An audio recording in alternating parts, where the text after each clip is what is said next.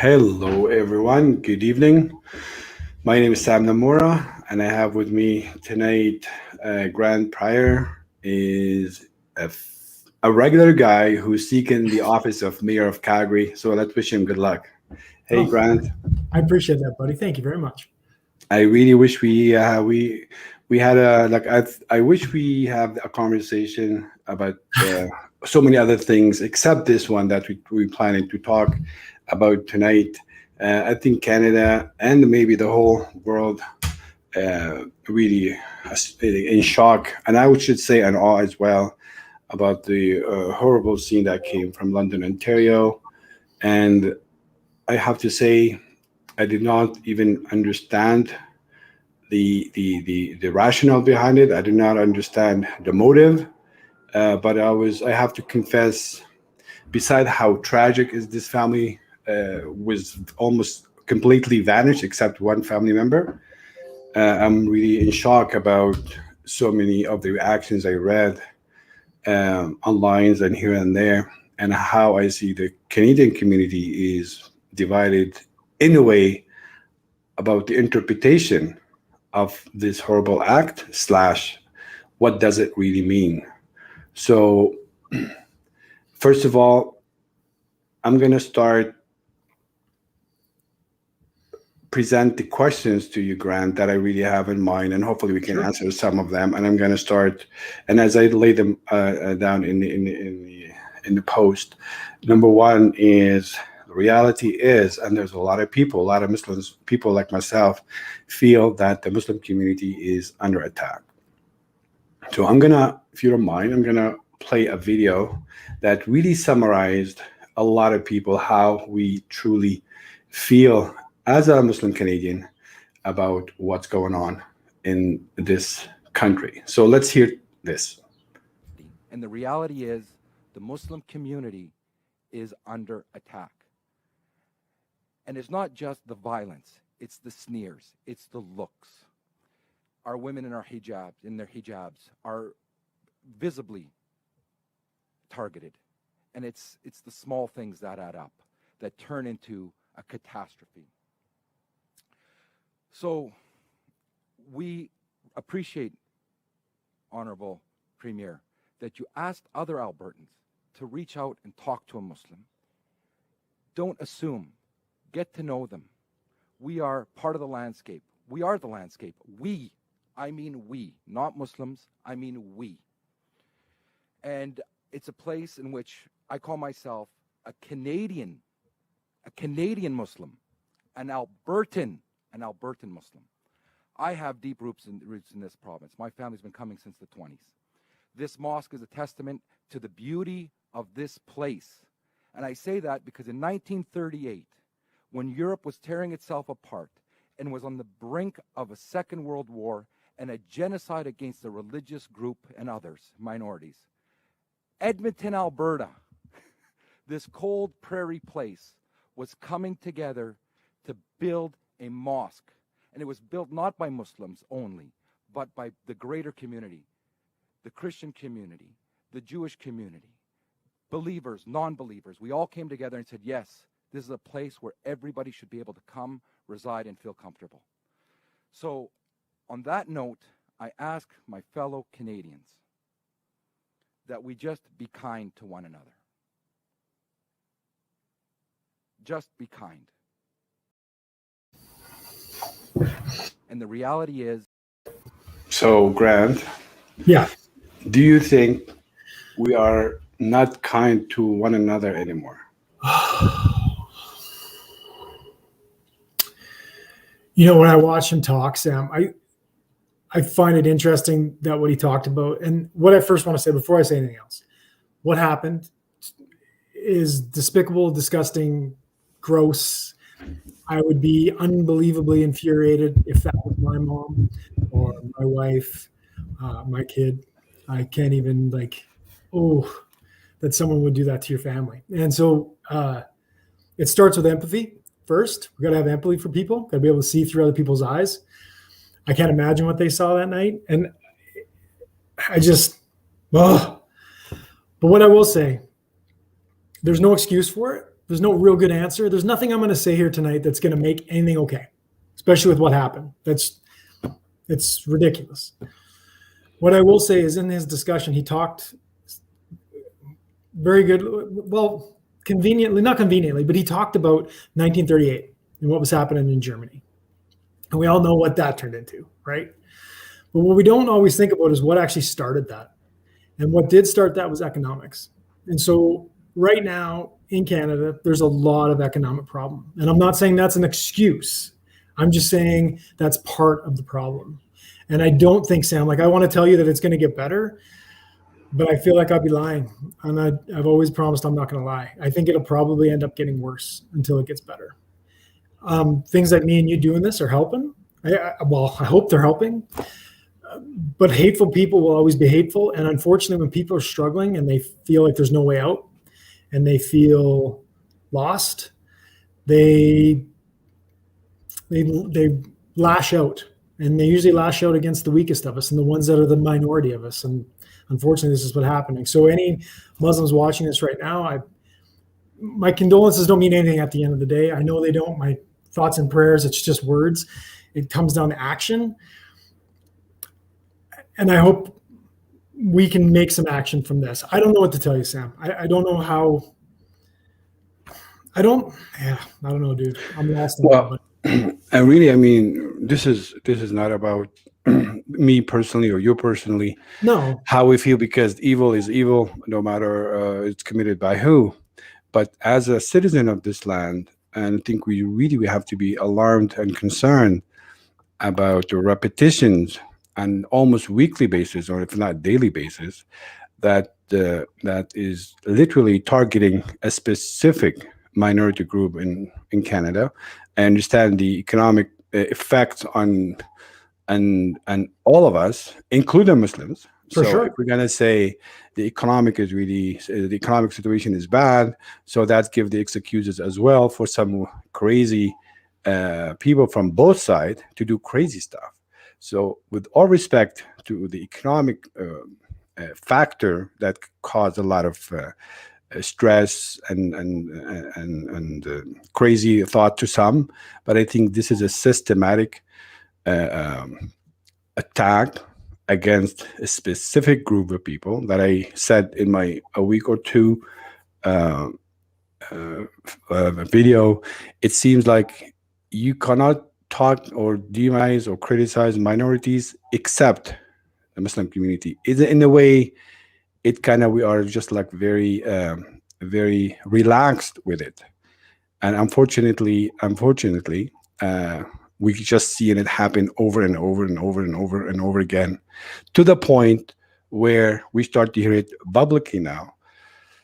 Muslims, Canadians, specifically Muslim women, especially those who wear hijab and follow the teaching and they are devout Muslims in their life and daily life stuff. They are more targeting. And not only targeting by physical abuse, but also mental abuse, as the video says, in the look, in the smearing, and just making so many Muslims feeling unwelcome. And the sentiment or the phrase of "go home," it become just a slogan for this movement. So, Right. Do you think the Muslim community has the right to feel unsafe and feel like they are under attack, literally, in that phrase? Do you think that's a justifiable feeling now? Under attack. I would say I can't tell anybody how they feel. If you feel that way, then you have the right to feel that way. And from what you expressed, being a Muslim person, yeah, you can feel that way. I think your feelings are just as valid as anybody else's feelings. Okay. When I look at it, obviously, I can say I've never felt those feelings before in Canada, Right. for obvious reasons. But I do know I know this won't help as any condolence or make it any better, but it's not just Muslims that are under attack. We were at a thing with the Asian, when we went to the anti-racism rally for Asian hate, against Asian hate. Mm-hmm. And I think when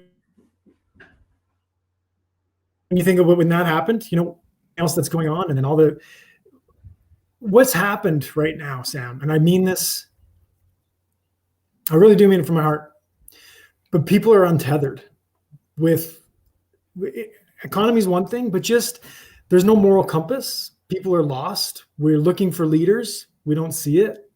We hear lies all the time. No one can say a straight answer. And what happens in these times is people are looking for someone to tell them the truth. And if they can't find the truth, they find someone to blame. And unfortunately, Muslims are a woman wearing a hijab is an easy target because that's someone that's different. I can see it openly. It's a female, and I can oppress my power upon them. I think that's what it is. And you have the right to feel that way. And I'm sorry that you do. No, I'm you sorry. have to. I mean, I'm not here. No, no. You know what? I do. I'm not here Here's the to. thing, Sam. This is kind of flipped. Like we've had this discussion on the other side when a radical Islamic terrorist does something, and you say, "I'm sorry," and I say, "You don't have to. You don't have to say you're sorry because I know who you are, Sam." But the same because we do understand. I mean, we all sorry for what's happening here. We all feel that way, but really. A lot of Muslims, a lot of us, and as I said, again, when I say we, it doesn't mean all of us because some we's don't see it that way. But in general, talk, it seems like we reached a point that is not really accepted anymore. There's a lot of anger, a lot of mistrust now among people from this Muslim Canadian side, that really think like all these politicians and all this like sorry stuff is not really cutting out. It's not cutting it because it's this thing is on the rise. I understand it's very easy for a hijabi woman to be identified easily, but also there is other minorities who dressed or identify themselves in a completely different way. They are not being attacked viciously. So just to make it sound like it's not being targeted community, I disagree with you. I think literally for the last at least 10 years, there is a constant flow of Islamophobias coming from all directions, and it was hit the roof in 2015, 16, and even maybe a 14 because of what happened worldwide, especially with the Trump and everything after Trump become just the norm to criticize and talk bad about minorities and give false senses that the majority under the attack. And I don't know if you see it that way or not, or you felt that way, or you hear it that way. But some people do believe these 3% of Muslims that exist in all Canada is the cause of so many problems for Canadian, for the loss of jobs, the economy, and all that stuff. So it's only Muslims vent is allowed. So you can vent out your frustrations from so many things, including the mask, including the of Trudeau and all the stuff. They watch what they say, but when it comes to attacking the Muslims, it's openly, it's viciously. So many people, they don't even hide it no more. We feel it in public transportations, we feel it in the malls, we feel it in the streets, and the look, that suspicious look, that make you feel that you are not welcome / you're a stranger. Whether you say it to me, go back to your country, go back home, it doesn't really matter, because the way your body language, the way your eyes talking now, not saying all, but definitely the percentage is on the rise and on the rise and on the rise. Let me share with you this video and let me know what you think, please. Yeah. Holy shit, boys. Where's Nathaniel Veltman when you need him? Eh? Oh, there's a truck right there. Buddy, you missed him. Back up. Where's Nathaniel Veltman? Holy shit, back up, buddy, back up.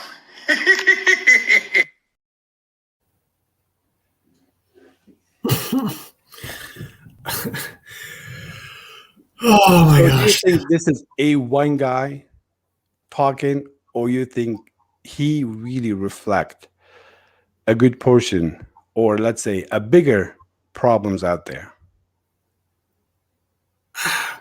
Let me think. Do I think he's the majority? I don't think he's the majority. I don't think he's the Okay. majority of people. I don't think, and I'll obviously I can't speak for all white Canadians, but he's not the majority. However, in that sentiment, I know I have friends that would have that sentiment, and they would say it like they said that, but not. I don't think they would actually mean it.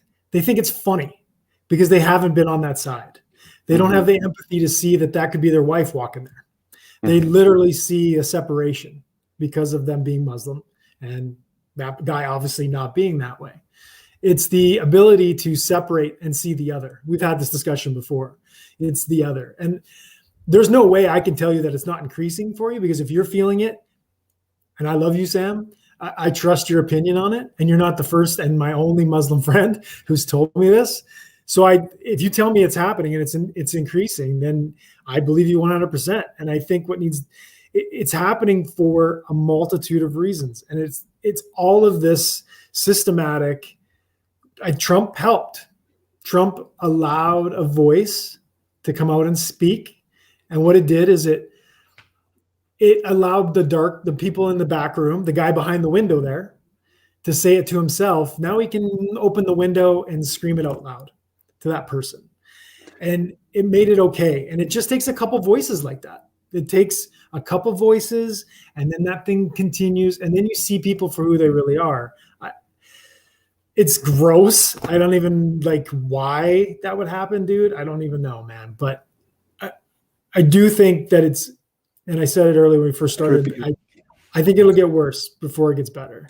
Okay. You keep repeating, if you feel it, that means it is. Okay. Yeah, like I think because what ends up happening is there's fuel. Really, I have a problem with this. I really do have a problem with this. Because if I feel it, that means it exists. And if I don't feel it, that means it doesn't exist.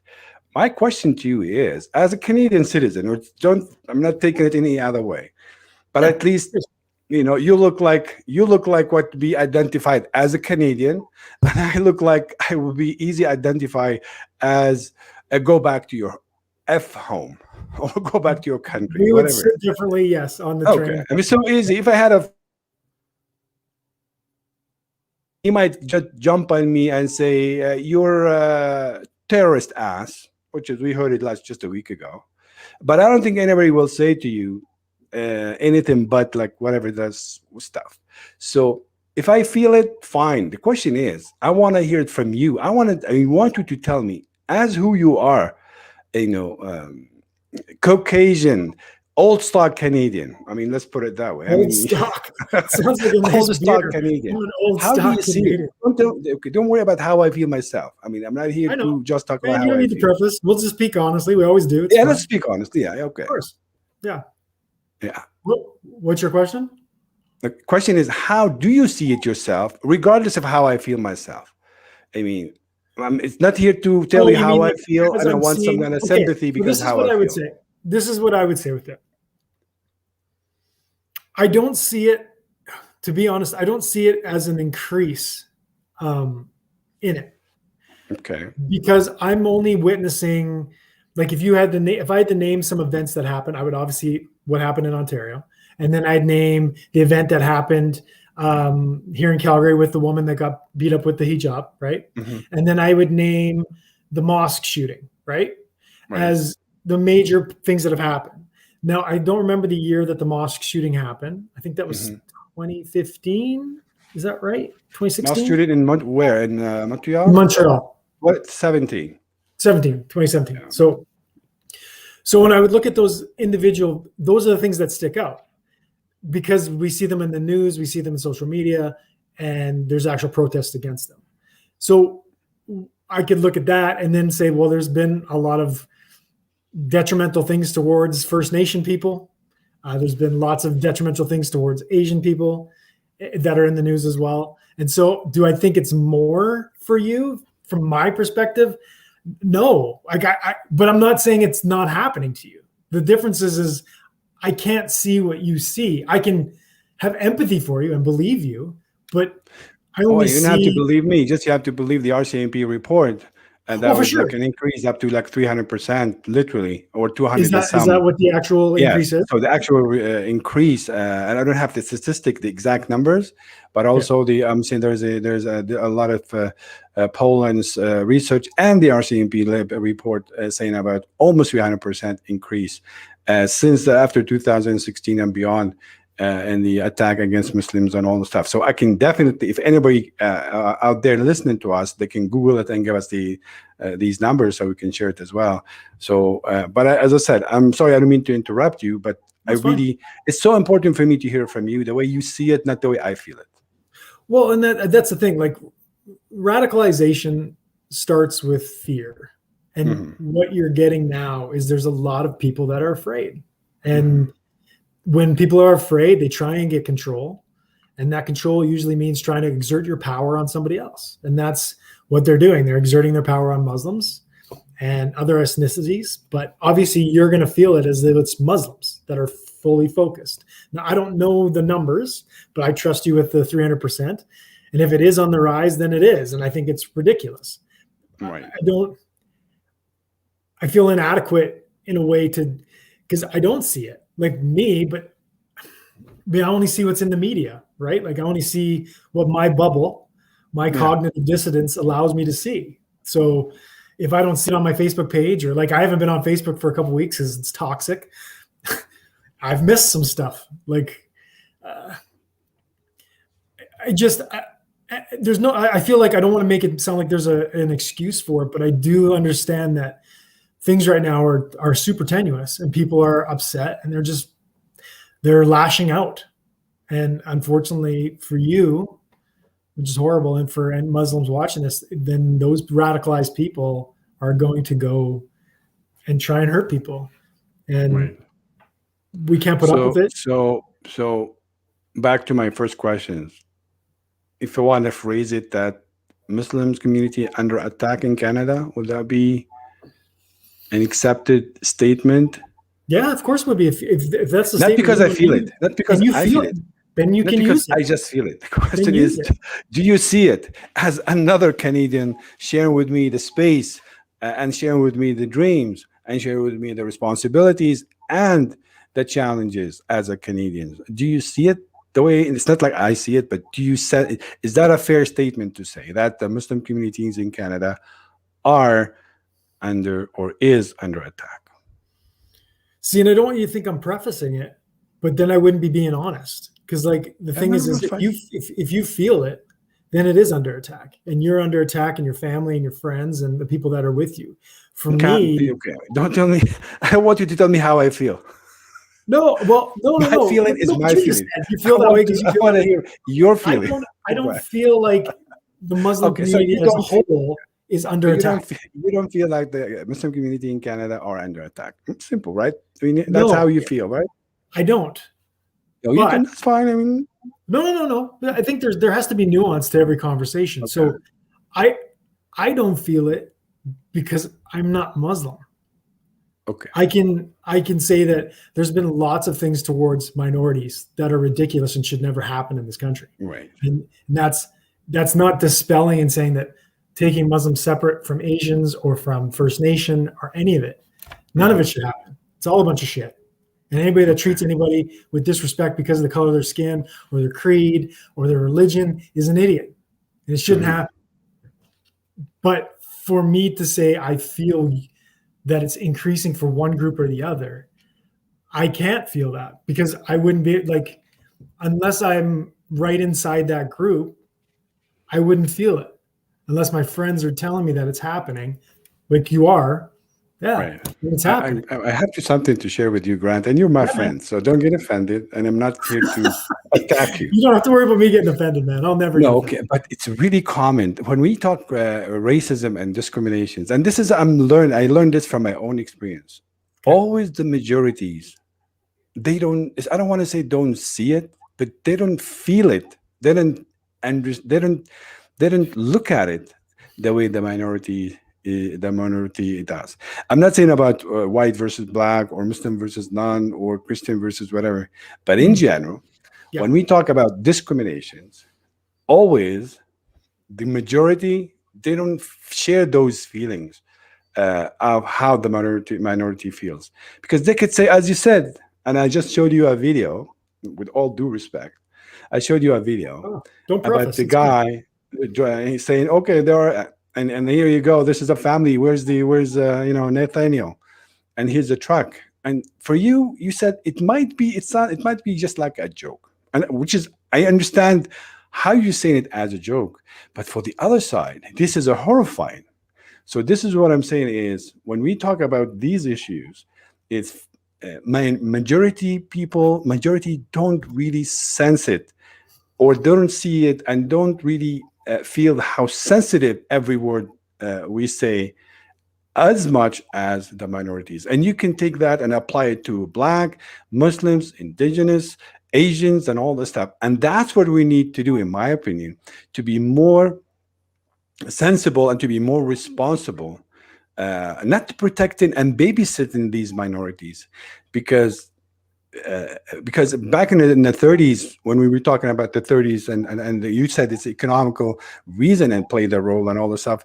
I mean, economy was bad worldwide, not only in Germany, but Germany is the only country said we are in this trouble mainly and probably solely because of this group of people. But Okay. Germany didn't say that. One Well, particular not Germany. person- Okay. Well, no, but that makes a difference, Sam. See, like, okay, from that guy standing there, two points, if you don't mind.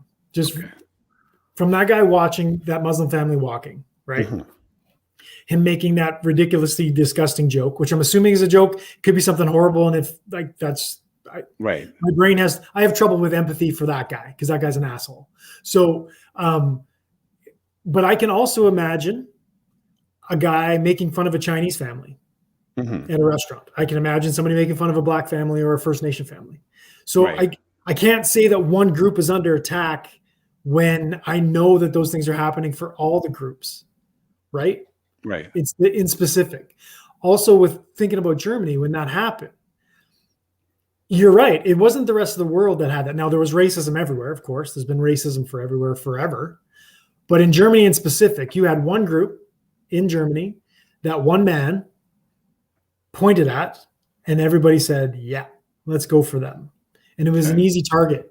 And that's the differences you had. And I'm not ever going to compare Donald Trump to Hitler because it's not even the same thing. But you had a man that brought voice to this, and he allowed people in the shadows to speak and feel like they had a voice and that they had a point, and it increased what people thought they could do. Well, to put the blame, if you want to put the blame on one person, just point it out, and the masses, the millions of masses follow. I don't think that's really fair, but I think it was a culture that exists, and maybe he just harnessed this energy and directed in a certain way. But it's already exists. It's already exists up till this moment. People feel in a certain way. Some people feel in that way. Let me take a few questions here for you, and this is probably one for you here right there, because your reading it's better than mine. Very well said, Mr. Grant. I'd rather bear a straightforward answer than a political sugar-coated answer. Your point out of the fact, and always be honest. Okay, that's good. It. Straightforward. This is from the founder of Struggle for Your Struggle is Your Success. It's a little biased. Very good. That's So why don't we take this question? Why don't we take this here? Hey, good question for you. Go ahead, please. Is everyone in Canada responsible for this crime? Like, if a Muslim person or terrorist committed a crime, each and every Muslim on the planet Earth held responsible for it, or may pay the highest price. Okay, so obviously this guy that did this, I'm not going to give his name out because it doesn't even matter, and he's not giving him any freaking kind of thing, doesn't speak for the overwhelming majority of people. Right. But what happens is when these things do happen, and even if it was reversed and it was an Islamic radical terrorist that did it, I would say the same thing. That man doesn't speak for you. He doesn't speak for Musab. He doesn't speak for all my friends. But we all focus on it because we're like, what is wrong? Did you say Islamic radical terrorist? Yeah, Islamic radical terrorist. That came so easy, right? What do you mean came easy? It's just just a word, just a phrase that came out Well, so it's easy. a phrase. I mean, we all know what it means. Just like that guy was a KKK no. member. Oh, I know. I mean, So it's a Islamic radical terrorist. It's so easy, but we can't say this is like, we can't say this is like a right wing terrorist or this is like a whatever stuff. It's still you can just our mind is not even ready to accept those words, right? It's just, you can and just. probably I think that's you can call. I don't think there's any reason with not calling him a terrorist. I saw some things today where people were worried about calling the guy a terrorist. Mhm. I mean, you're Well, creating it's terror. not about calling them or it's not. It's just the way how we are programmed. How easy to say, yeah, okay, this is a radical. This is like a radical Muslim terrorist.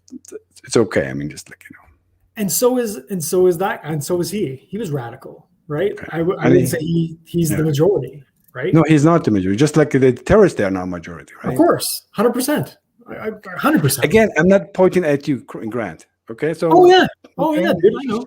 just chill. You're gonna be a mayor of Calgary, and you have to take a lot of punches.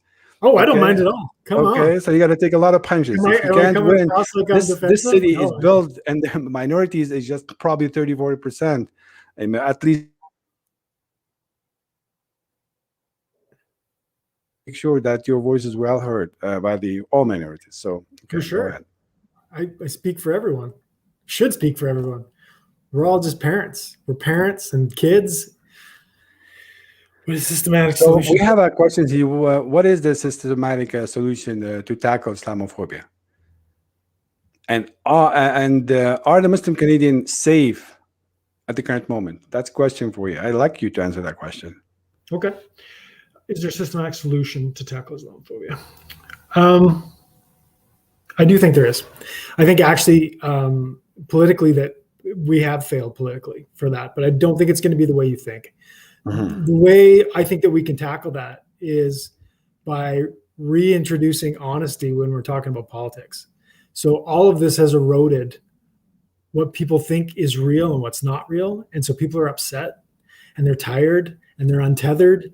And as people become more untethered, society starts to fall apart and crumble.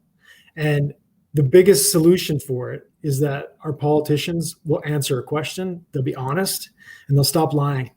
Because the lying's eroding where we are. Canadians are better than that. Now, Muslim, is this a much? I think is it one way? Are you the one way or is it me? No, I think maybe he want or she want. I don't know who is whatever. But then I just want to put it there, so at least we're not shying away from those comments. Sorry, go ahead, Grant. Unless you want to take this break so you can think about the questions and let me share with you something really, a video that I feel like it has a really strong message, and I do believe it. A lot of people feel that way. So that's will give us a chance to look into the end. Let's hear this video, and this came from out of London, Ontario. Let's hear that. And that reporter asked me, "Why are we talking about this in Canada? You're supposed to be the most tolerant country in the world." My grandfather came to this country with one bag, and that's it. And through the love of the community, he was set up with a job. People helped him sign a lease, and then he brought my mother and 7 uncles and aunts. And it was for the pursuit of that Canadian dream, that promise of a better life for him and his family, his children, and generations to come. And so all of you, I ask you, you're here because you care. And I love every single one of you for being here and showing that you care.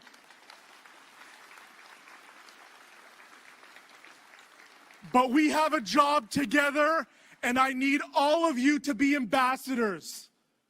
Ambassadors of love, because love will conquer hate. Love is the disinfectant of that small minority in our country that want to divide us and pit us against each other. And to those who want to hold the Constitution, to those who want to hide behind freedom of expression, I ask you a simple question.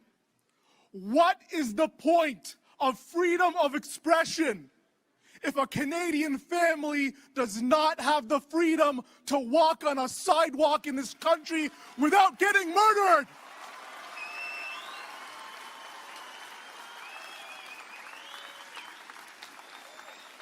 So I say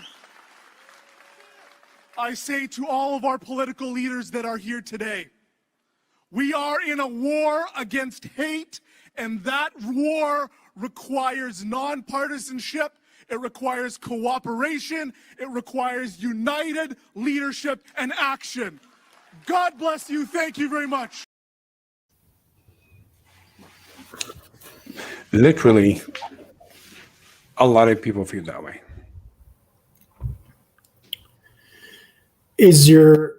Are you asking me about free speech?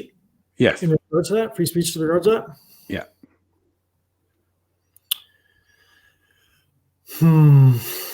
So why free speech only allowed to criticize, attack, and demonize a group of people, minorities, and mainly, let's call it, as a Muslim community, which is, it's okay to vent it out without too much watching what you say, versus other minority group in the country, even if you whisper even a word, that you'll be just like a shaking So all you out. figure, So my question is about this freedom of speech. Why this freedom of speech is getting way off whack in certain ways only, and why all of a sudden we start to hear about freedom of speech as if the majority are really being attacked and being suppressed? Okay. So you're probably making reference to the N-word, right? Where people don't. So now people are free to say it. Just society has chosen not to say it. It's not illegal to say the N-word. You can still say the N-word. It's just become a societal kind of taboo to say that. I mean, there's so many things that you cannot say. The N-word, the so many other words. We're not specific, but we know there's so many other minorities. You cannot even whisper. You not even hint against them. I don't think that's under the feet. That's under the hate and all this stuff. But when it comes to attacking or just like demonizing minority, like such Muslims and hijabi and all stuff, all of a sudden, if I ask for my right, this is against your freedom of speech. Okay, so I am a freedom of speech guy. I've always believed in freedom of speech because I think policing speech turns fascist really, really quickly. So when you're starting to tell people what they can and can't say, that is fascist. When you're trying to say what they can and can't do, yeah, that's different. So it's not. So like if somebody takes violence out on somebody, for sure, that should be ridiculously done. I think what we get caught in is, so like, let's say if somebody writes on a wall and they say, I hate Asians, okay? Because we've seen that from what happened at the anti-racism rally. Should someone be arrested for that? What do you feel like? Sorry, I was just looking at this. I was looking at this because I really caught my attention. So I do apologize. If you can repeat the question, please. That's okay. Okay. So when we're talking about freedom of speech, and I want to look at this, I actually really want to look at this because this is defining my belief in this as well. So if somebody says the N-word, do you feel like there should be arrested or consequences put onto that? I mean, definitely, the N-word or any other word didn't really reach to that extent, being rejected by the society on its own, just because the N-word is the N-word. It represents. But should they be arrested for the N-word? What do you feel? Well, we do have a law. If this is against the law, the law should be applied. Simple as that. So, like, you can say the N-word. I could say that. Okay, but you're going to be socially and publicly unaccepted, and you're going to be rejected. And you're going to reject that, whether the law is going to be going to be held responsible against, like according to the law or not. But also, society now start to reject that kind of narratives as well. They do. And the thing is they will start to reject anti-hate speech towards Muslims as well. Okay. The thing is, now we're pushing really hard for Black Lives Matter and all that kind of stuff has brought a lot of attention to it.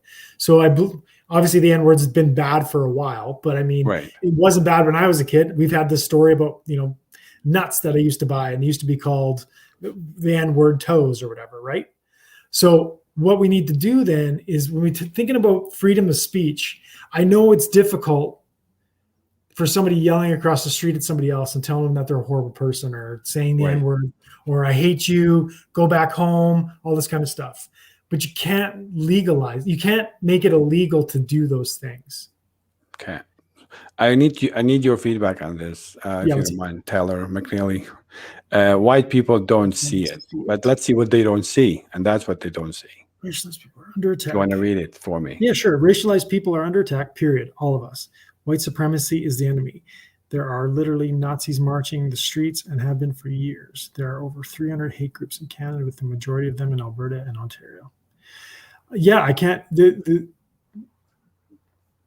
The fact that, I would say this with them. White people do see it, right? I do see it. I look at what happened, and what happened with the family, and what happened with the mosque shooting, and with any time this kind of thing happened, or George Floyd or anybody like that, we see it, right? But do we see it?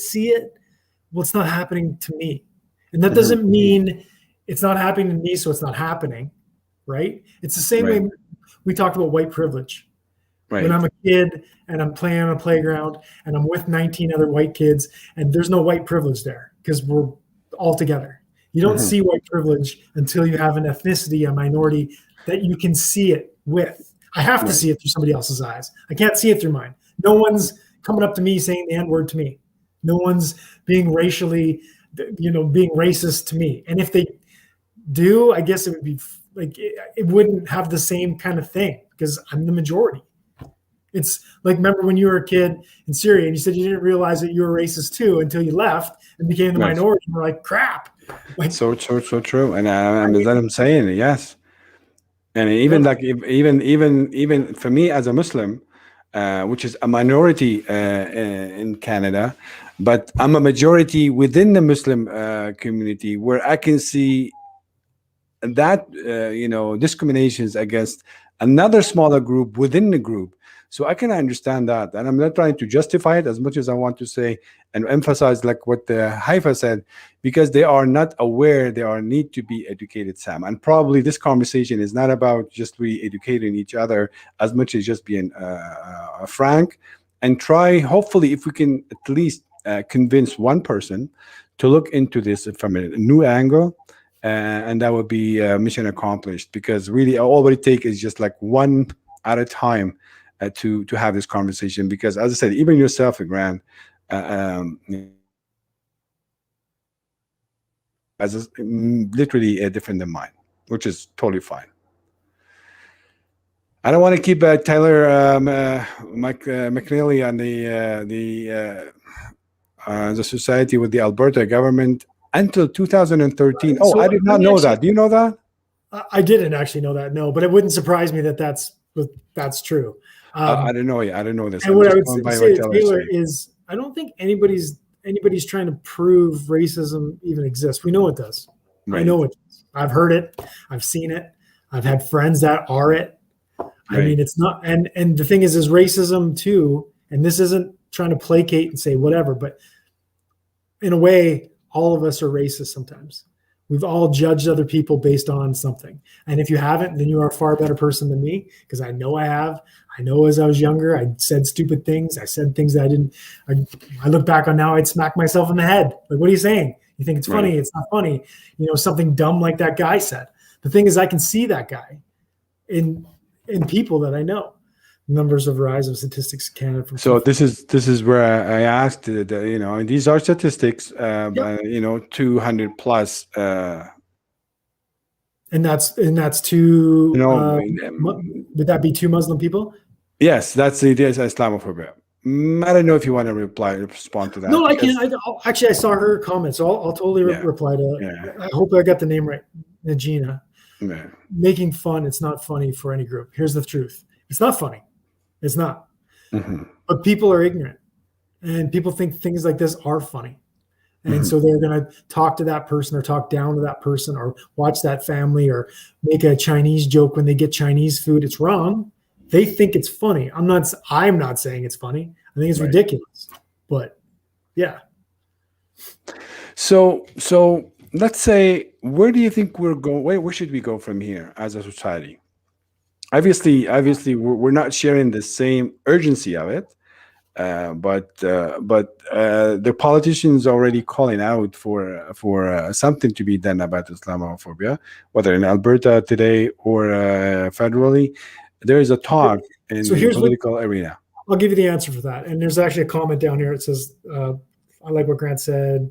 Who's the biggest lying politician in Canada? Blah, blah, blah. And I'm not. There's a bunch of lying politicians in Canada. Right. The problem is here you go. I'm going to put it there for you. That's the one. Which is the biggest lying politician in Canada? Is it Justin Trudeau? Look, Justin Trudeau never answers a frickin' question. Like, you could ask him, and I'm not even against Justin Trudeau. Either does Kenny. They're the same person. They're just, it's this idea that you have a choice between right and left. They're the same.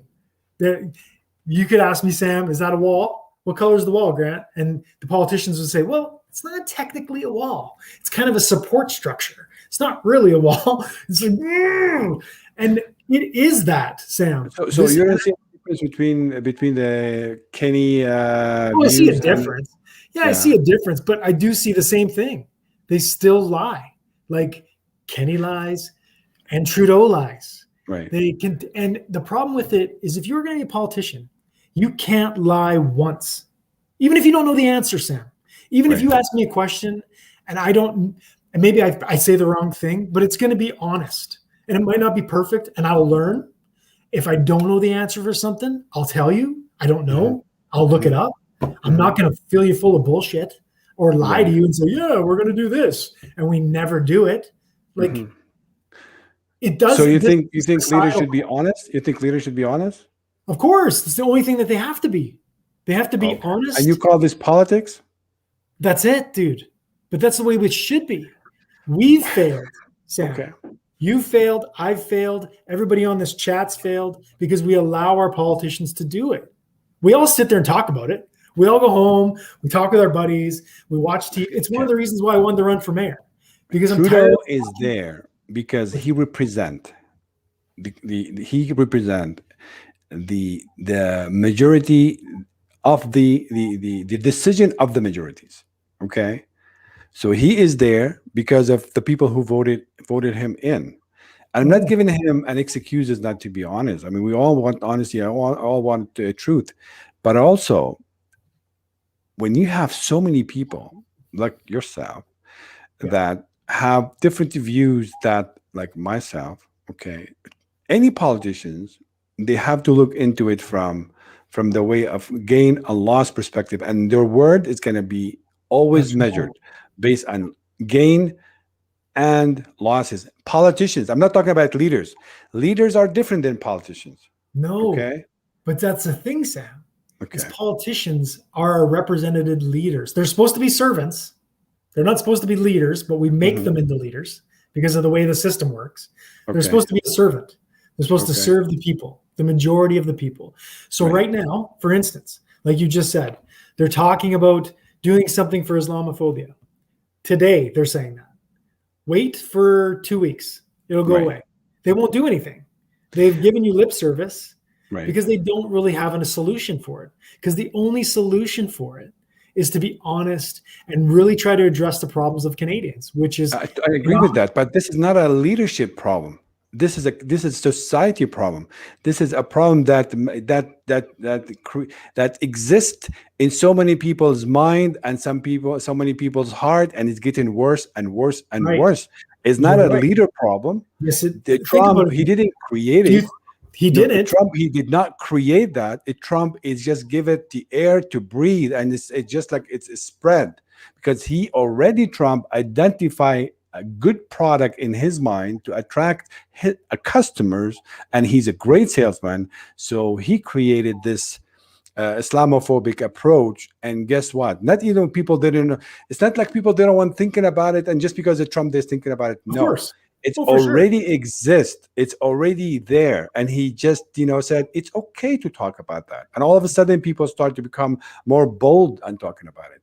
Okay. But So it's not a that is Trudeau the- problem. It's not a what's his name? O'Toole problem. It's a problem that exists in the society. And that's, in my opinion, because always we try to blame somebody except ourselves. Well, no. See, I think your point was that you made was it's the leader isn't responsible for it, but I think that's 100% incorrect. Society, of course, these waves were underneath there. But if you think that, let's say, I don't know, Hillary Clinton won, could have been a nightmare as well. But do you think those type of things would have happened if she won? It would have been very different. Because those voices would have been left quiet. She wouldn't have said things. But that doesn't mean if she won will be different. Just like Joe Biden now is one. No, but you know what makes it's like Biden now is in the power, and we don't hear that the same tone. But that doesn't mean these issues it's gone or it does not exist. No, it doesn't. And that's okay. Maybe Grant. Let me put it this way. And I'm sorry. You don't have to be convinced. But when I go and drive my car and look at the car beside me, and the guy look at me and I look at him, I don't care about what the leader is saying. I care about that person, how he sees me and how I see that person. Right. And guess what? If you're going to tell me that we don't feel as a minority, especially Muslim minorities, we wouldn't feel the rise of hate, the rise of dividing the communities, and the rise of just go back to your home, go back to your F country sentiment is on the rise. Guess what? That means literally you live literally in your own bubble. And I'm not saying you, Grant, as much as so many people, but I do. So many people, and that's why. That's why even this London, Ontario attack, it was just like if you read the comment, it was so much about, oh, come on, guys, this is not a terrorist. Why are you calling it terrorist? Why are you calling this? Just relax, just take it easy, let people do. Which is, I understand that, but why now you have to relax? And why when somebody named Muhammad or Abdu or Yusuf or whomever, what his name, linked to any attack, all of a sudden, literally, it's a terrorist attack, and then we can go back and say, okay, maybe it is, maybe not, and all the stuff. So that's where really we are facing now is we've been demonized, labeled off the hop. As I said before, it's you're not like innocent till be proved guilty. I feel personally, I'm guilty till I prove innocent. You're guilty until you prove innocent? Innocent, exactly. I would believe you're innocent until proven guilty. Okay. I don't know if that's so according to the law, we suppose you are innocent till you prove guilty. True? Yes. Okay. Yes. If you commit something, if you go and shoot somebody now, you're innocent of terrorism till you prove guilty. If I commit a heinous crime, I'm guilty till I prove that I'm innocent, and that's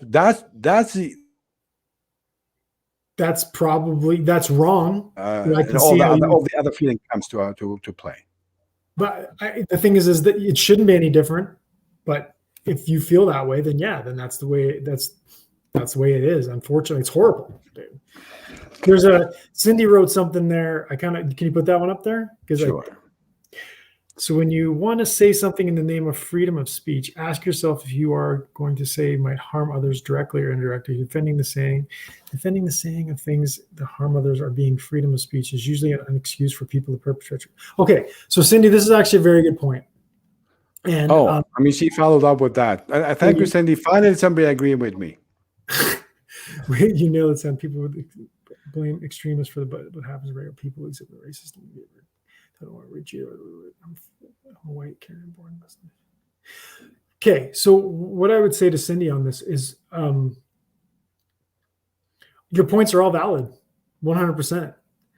The idea, though, that so for me, when I'm talking about this freedom of speech thing, you can get into a quagmire really quickly if obviously we think we shouldn't say hurtful things to other people, right? I mean, we would hope that happens. But is that something that you want to enforce by law? And the reason that gets sticky, Sam, is because, like, let's say someone does say or spray paints, I hate all Asians on the thing, like I mentioned earlier. Should they get arrested for that? I don't know. You didn't answer if you think they should get arrested or not. But do you think they should get arrested? And I have a follow up to keep going. So do you think Right. they should be arrested for that? Well, first of all, I'm not really a lawyer to know exactly what's No. the law says No, about you're that. talking about. Well, you're talking about. No, I don't want a lawyer kind of thing like that. Okay. What I'm trying to ask is like, what do people really feel like if they really want to enforce to get rid of freedom of speech? Should people be arrested for saying hateful things to people? As long as it doesn't, and I'm not saying it's calling for violence yet. It's just hateful. Okay. And I'd ask Cindy the same question. Should somebody be arrested for that? So now, should somebody say, if somebody wrote something bad about gay people or trans people, should they be arrested for that? And if you say yes to that, okay. Now you're getting even more sticky because there's lots of religions that are very much against gay people and trans people. Should we shut down all the religions that are preaching it? Well, then the religion should shut down, Cindy. I think Cindy answered that to you. She did. She said yes, which I think is great. But now, Cindy, where does it end up stopping? Because if you end up saying that you shouldn't be able to say hateful things towards people, okay, great.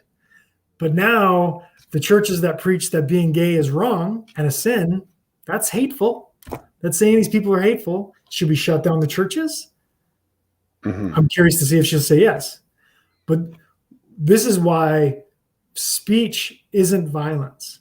And I think it's horrible. So hold on. So at what point the freedom of speech stopped and become abuse of the freedom of speech? So give me your answer is at what point the freedom of speech will be enough is enough, and now these kind of speeches or behaviors should be criminalized. When you call to incite violence. Okay. Physical violence. Yes, when you call to incite violence, then yes, you've crossed that line from speech. Okay. So you can say whatever you want to say about anybody as long as you don't incite violence. That should be fine. So you can, if you walk by me and you always make me feel like I'm less than you are, and I'm like inferior to your existence, and you can call me N-word, and you can call me the J word, and you can call me the A word, and you can call me whatever you want, and all kind of stuff. You can call me terrorist. You can call me radical. You can say whatever, right? As long as you do not threaten me physically, that should be fine. Is that what you're saying? Yes. I think because then the other way is how do we stop that then? So like for you, if somebody's doing that to you, you can call the police for harassment. You can get a restraining order. You have legal representation to put up against that person. So like Cindy says here, it's illegal when it perpetrates hate and causes harm, but that's not illegal. Hate isn't illegal. And hate and causing harm is very different. So if you actually are physically harming somebody, for sure, that's okay. Well, we're almost 3 minutes left. I really we're done already. Come on. I don't want to go beyond the 1 hour, but I just want to tell you. I mean, I want to tell you, like, even in that culture of so-called majority versus minorities, even the system will fail because people who apply the systems, they just share the opinion of the majority. And I'm going to leave it with you, and I'm hopefully going to think about it this way.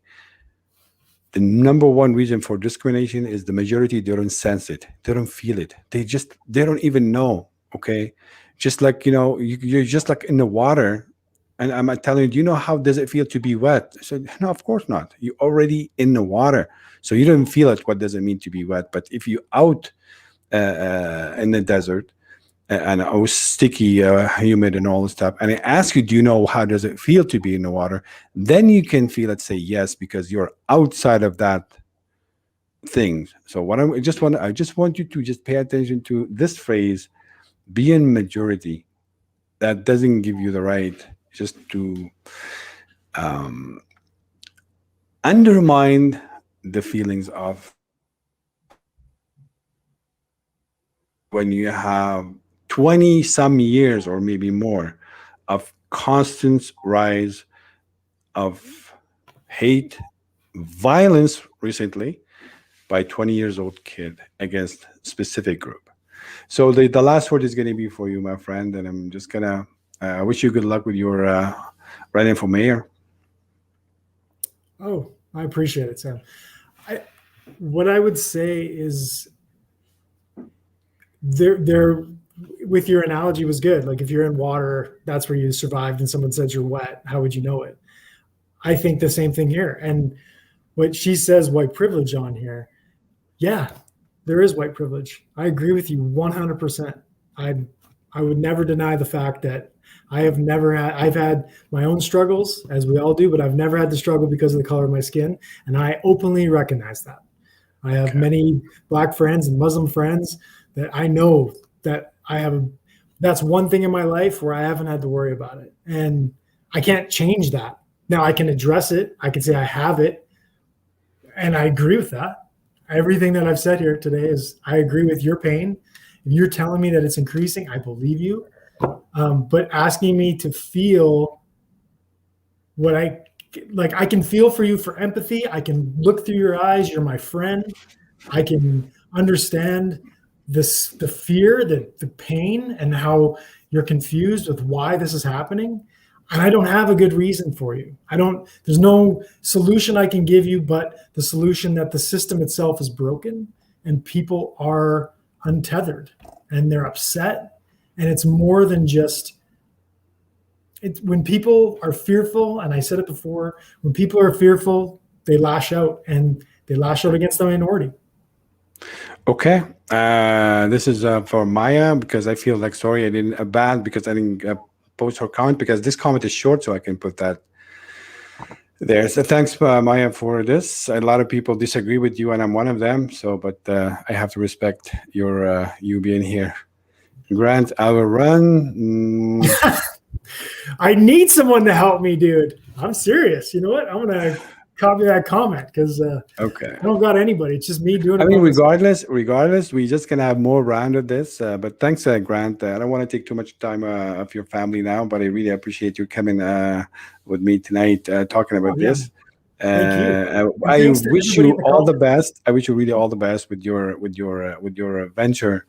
I think it's gonna be fun between you and Jeremy Farkas. Let's see who's gonna win.